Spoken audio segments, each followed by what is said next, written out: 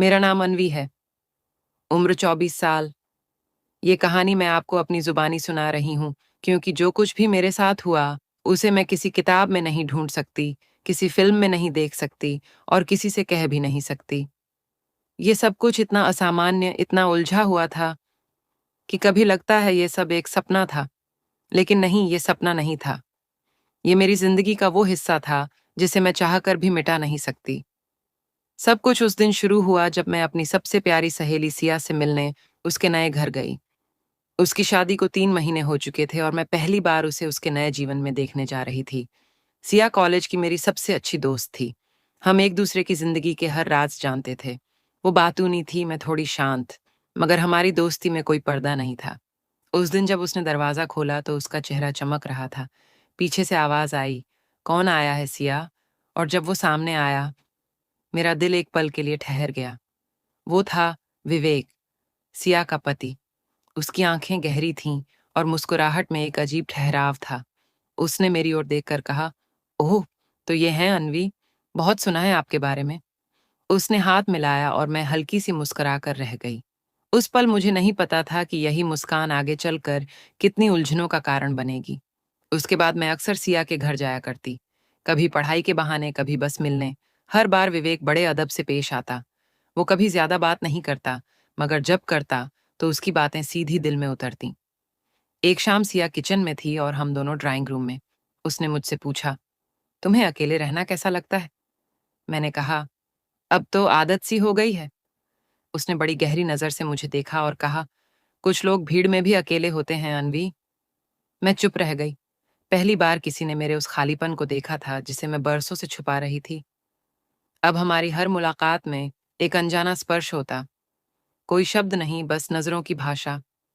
कभी हम छत पर मिल जाते, कभी किताबों पर बहस करते। एक दिन सिया ने कहा, "तू आ जाया कर अनवी, विवेक को तेरी बातें पसंद हैं।" मैंने जबरन मुस्कुराते हुए कहा, "मैं किसी की ज़िंदगी में ज़्यादा दखल नहीं देना चाहती।" उसने कहा, "पगली, तू तो मेरी सबसे प्यारी दोस्त है और विवेक तुझे समझता है।" वो समझना शब्द मेरे अंदर कुछ हिला गया। क्या वाक़ई? क्या वो मुझे सच में समझता था? और क्या मैं भी उसे समझने लगी थी? अब मैं खुद को रोक नहीं पा रही थी। जब सिया घर पर नहीं होती, मैं सोचती कि विवेक क्या कर रहा होगा। एक दिन उसने मुझे अकेले में कहा, "तुम्हारे साथ बातें करके मैं हल्का महसूस करता हूँ।" मैंने धीमे स्वर में कहा, "कभी-कभी आपकी आँखें भी बहुत कुछ कहती हैं।" वो कुछ नहीं बोला, बस मुझे देखता रहा। उस दिन जब मैं घर लौटी, तो आईने में खुद को देखते हुए रो पड़ी। क्या मैं गलत थी? क्या मेरी भावनाएँ पाप थीं? सिया अब भी सब कुछ नहीं जानती थी। वो मुझसे कहती, "अनवी, तू मेरे घर की रौनक है।" उसकी ये मासूम बातें मेरे अंदर अपराध बोध को और भी बढ़ा देतीं। मैं चाहकर भी उससे दूर नहीं जा पाई। शायद इसलिए, क्योंकि मेरा अकेलापन मुझे उसी घर की तरफ खींचता रहा, जहाँ वो था, विवेक। एक रात सिया अपने मायके गई हुई थी। मैं किताबें लेने उनके घर गई। दरवाज़ा विवेक ने खोला। "आ जाओ, अकेला हूँ आज घर में," उसने कहा। हमने साथ बैठकर चाय पी। हल्की सी बारिश हो रही थी। वो बगल में बैठा था और मैंने पहली बार उसके कंधे पर सिर रख दिया। वो चुप रहा। फिर धीरे से मेरा हाथ थाम लिया। हम दोनों के बीच कोई शब्द नहीं थे, मगर सब कुछ कह दिया गया था। हमने कुछ किया नहीं उस रात, लेकिन उस स्पर्श में इतना कुछ था कि आज तक उसकी तपिश मेरे अंदर बाकी है। उसके बाद हम दोनों बदल गए। मैं उससे नजरें नहीं मिला पाती थी। वो और भी शांत हो गया था। सिया को कुछ समझ नहीं आ रहा था। एक दिन उसने मुझसे कहा, "तू और विवेक इतने खामोश क्यों हो गए हो?" मैंने झूठ बोल दिया, "कुछ नहीं, बस थक गई हूँ।" उसने मेरी आंखों में देखा और कहा, "अगर कुछ हो तो बताना, तू मेरी सबसे प्यारी दोस्त है।"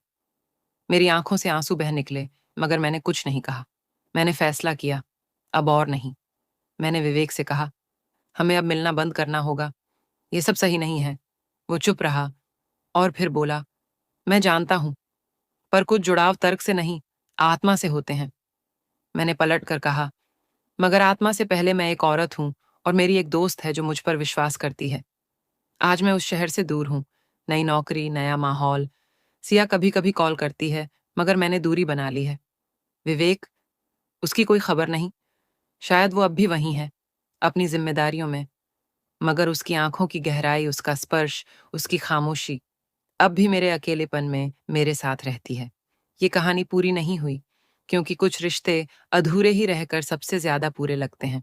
कभी-कभी ज़िंदगी हमें ऐसे मोड़ पर लाकर खड़ा करती है, जहाँ सही गलत से ज़्यादा कौन है जो समझता है, ज़रूरी हो जाता है।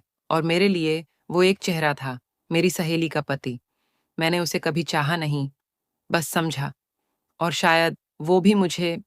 पर हर समझ, हर जुड़ाव, हर भावना को जी पाना ज़रूरी नहीं होता। कभी-कभी बस महसूस कर लेना ही काफ़ी होता है